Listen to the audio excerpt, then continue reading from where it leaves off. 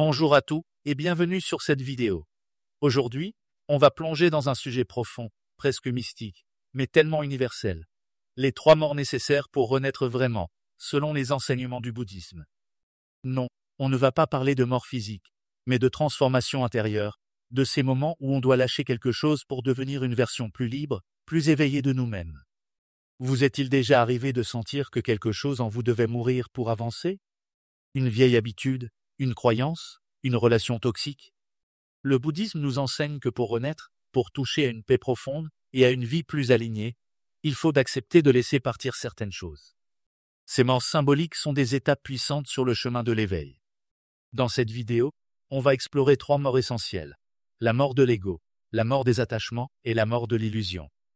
Je vais vous expliquer ce que ça signifie, pourquoi c'est important, et comment vous pouvez appliquer ces idées dans votre vie quotidienne. On ira à un rythme tranquille, avec des exemples concrets, des histoires et des références aux enseignements bouddhistes. Alors, prenez une tasse de thé, installez-vous confortablement, et partons ensemble dans ce voyage intérieur. C'est parti.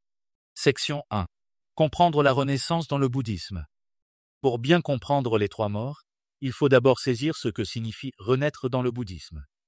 Contrairement à une vision purement littérale de la réincarnation, la renaissance dans ce contexte est avant tout un processus intérieur. Selon le Dhammapada, un texte fondamental du bouddhisme, la vie est un cycle constant de transformation. Renaître, c'est se libérer progressivement des chaînes de la souffrance, ou du dukkha pour s'approcher de l'éveil, un état de clarté et de paix où l'on perçoit la réalité sans distorsion. Le Bouddha enseignait que la souffrance naît de notre ignorance avijja et de notre attachement à des choses impermanentes. Les 3 morts que nous allons explorer, l'ego, les attachements et l'illusion, sont des étapes pour dissoudre cette ignorance et atteindre une liberté intérieure. Ces morts symboliques sont au cœur des 4 nobles vérités, qui décrivent la nature de la souffrance et le chemin vers sa cessation. Chaque mort est une invitation à lâcher ce qui nous retient, pour renaître dans une conscience plus vaste et plus alignée avec la réalité. Passons maintenant à la première mort, la mort de l'ego. Section 2. La mort de l'ego. Dans le bouddhisme, l'ego est une construction mentale, ce que l'on appelle anatta ou l'absence d'un soi permanent. C'est l'idée que nous avons de nous-mêmes comme une entité fixe et séparée, définie par nos pensées, nos rôles sociaux, nos désirs ou nos aversions. Selon le Bouddha, cette croyance en un moi stable est une source majeure de souffrance. Pourquoi? Parce que l'ego nous pousse à nous attacher à une image de nous-mêmes, à chercher la validation extérieure ou à nous défendre contre tout ce qui menace cette image. Dans les enseignements du bouddhisme Theravada, l'ego est vu comme une illusion qui obscurcit notre vraie nature.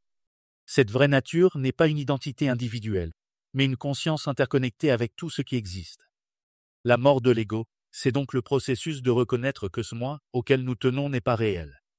C'est un ensemble de pensées et de conditionnements, pas une essence immuable. Cette réalisation, bien que déstabilisante, est profondément libératrice, car elle nous affranchit du besoin constant de protéger ou d'exalter ce moi. Pourquoi la mort de l'ego est-elle nécessaire? La mort de l'ego est essentielle pour renaître, car l'ego nous maintient dans un cycle de souffrance. Dans le bouddhisme Mahayana, on parle de shunyata, ou vacuité, pour décrire la nature vide de l'ego. Cela ne signifie pas que nous n'existons pas, mais que nous ne sommes pas séparés du reste du monde. L'ego crée une illusion de séparation, qui alimente l'envie, la peur, la colère ou la jalousie. En laissant mourir l'ego, nous nous ouvrons à une expérience d'unité et de compassion universelle, appelée karuna. Cette mort est aussi liée à la cessation de tanha, le désir ou la soif décrite dans les 4 nobles vérités. L'ego alimente ce désir en cherchant constamment à se renforcer à travers des possessions, des réussites ou des relations. En dissolvant l'ego, nous brisons ce cycle et nous nous rapprochons de nirvana, un état de paix où l'on n'est plus esclave de ses désirs. Pratique pour laisser mourir l'ego. Le bouddhisme propose plusieurs pratiques pour dissoudre l'ego. La première est la méditation de pleine conscience, ou satipatthana. En observant nos pensées et nos émotions sans nous y identifier, nous commençons à voir qu'elles ne sont pas nous. Par exemple, une pensée de colère ou de fierté peut surgir, mais en la regardant sans s'y attacher, on réalise qu'elle est temporaire et non essentielle à notre être. Une autre pratique est la méditation sur la vacuité, particulièrement développée dans le bouddhisme tibétain. Elle consiste à contempler l'idée que tout, y compris notre moi, est interdépendant et dépourvu d'existence propre. Une méditation guidée pourrait inclure des questions comme « Qu'est-ce qui fait de moi un moi ? Mes pensées, mon corps ? Mes rôles? En explorant ces questions, on voit que le moi est une construction fluide. Enfin, la pratique de la générosité d'Anna est essentielle. En donnant sans attendre de retour, que ce soit du temps, des ressources ou de l'attention, on affaiblit l'ego qui cherche toujours à obtenir quelque chose en échange. Ces pratiques demandent de la discipline, mais elles ouvrent la voie à une renaissance intérieure, où l'on vit avec moins de conflits intérieurs et plus de clarté. Section 3. La mort des attachements. La deuxième mort nécessaire est la mort des attachements. Dans le bouddhisme, l'attachement upadana est une fixation mentale sur des objets, des personnes, des idées ou des expériences, au point de croire qu'ils sont nécessaires à notre bonheur. Cet attachement est l'une des causes principales de la souffrance, car il nous lie à des choses impermanentes. Le concept d'anicca, ou impermanence, est central ici. Tout change. Les relations, les possessions, les émotions, même notre corps. S'attacher à ces choses, c'est s'exposer à la douleur quand elles s'évanouissent. Le Bouddha ne disait pas de rejeter les plaisirs ou les relations, mais de les vivre sans cette soif de les posséder ou de les contrôler. La mort des attachements, c'est apprendre à apprécier la vie tout en acceptant son flux naturel de changement. Pourquoi la mort des attachements est-elle nécessaire? Sans la mort des attachements, nous restons prisonniers du cycle de samsara, le cycle des naissances et des morts marqués par la souffrance. L'attachement nous pousse à chercher le bonheur à l'extérieur, dans des choses qui ne durent pas. Selon le Dhammapada, ceux qui s'attachent à ce qui est impermanent connaîtront la douleur. En lâchant les attachements, nous cultivons l'équanimité upekkha, une sérénité qui nous permet de rester stable face au haut et au bas de la vie. Cette mort est aussi liée à la pratique du noble octuple sentier, en particulier la vision juste et l'intention juste. En comprenant l'impermanence et en orientant notre esprit vers le détachement, nous nous libérons du besoin de contrôler, ce qui ouvre la voie à une renaissance spirituelle, un état où le bonheur ne dépend plus des circonstances extérieures. Pratique pour lâcher les attachements.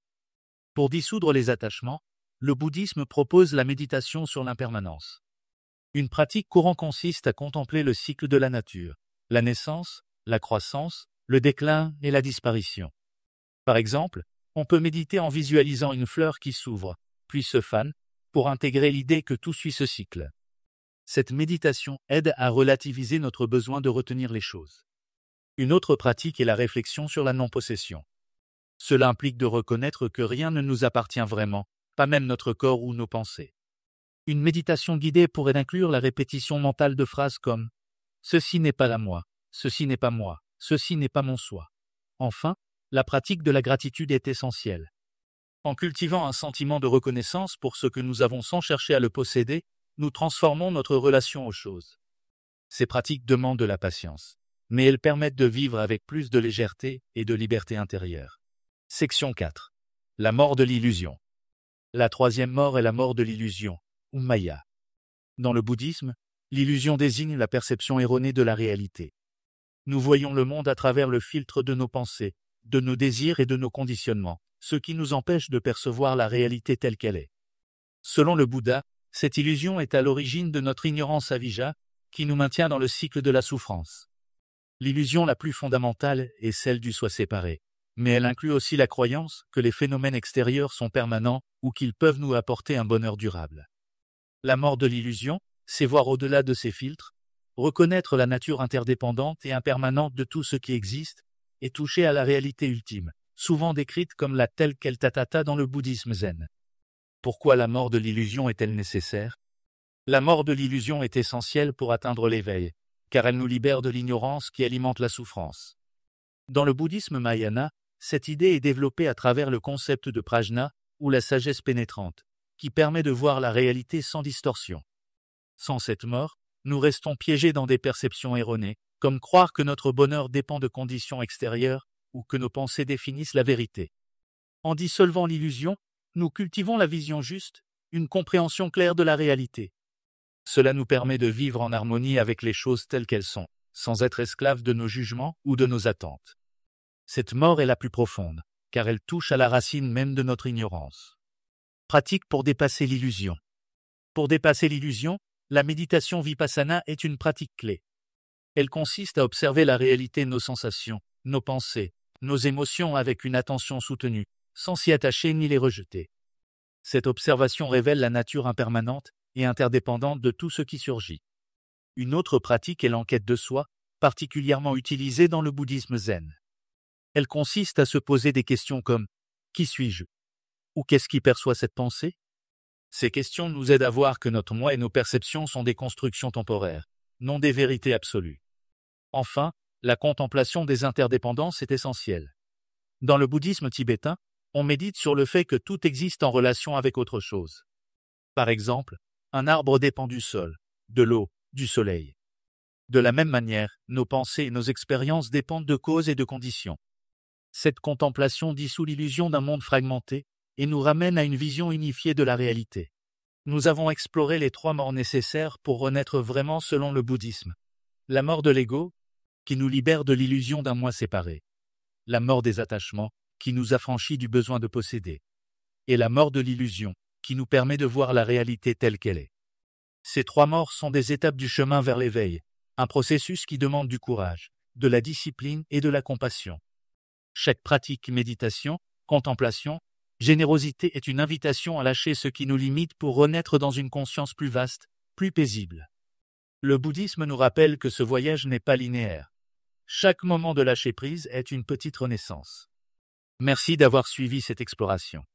Si ces idées vous inspirent, prenez un moment pour méditer sur l'une de ces morts ou pour intégrer une pratique dans votre quotidien. N'hésitez pas à liker, à vous abonner et à partager cette vidéo. Dans les commentaires, partagez quelle mort vous semble la plus pertinente pour vous ou posez vos questions. Prenez soin de vous et à bientôt pour une nouvelle vidéo. Namasté.